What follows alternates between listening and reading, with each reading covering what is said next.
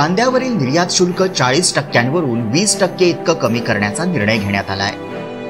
त्यामुळे राज्यातील कांदा उत्पादक शेतकऱ्यांना मोठा दिलासा मिळालाय। कांद्यावरील किमान निर्यात मूल्य $550 प्रति टन हटवण्याचा निर्णय केंद्र सरकारने घेतलाय।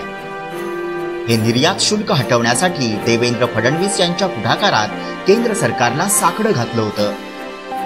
यामुळे देवाभाऊ कांदा उत्पादकांच्या पाठीशी असल्याचं स्पष्ट झालंय। कांद्याचा मोठा प्रश्न हा निर्माण झाला होता आणि कांद्याच्या प्रश्नावर केंद्र सरकारने मिनिमम एक्सपोर्ट प्राइस पूर्णपणे संपवून टाकलेली आहे आणि या ठिकाणी जी कस्टम जी काही त्याच्यावर एक्सपोर्ट ड्युटी होती ती 40%वरनं 20%वर आणलेली आहे। यामुळे कांद्याचे जे भाव आहेत ते स्थिर होण्याकरता, ते वर जाण्याकरता अत्यंत मोठा फायदा या माध्यमातून होणार आहे।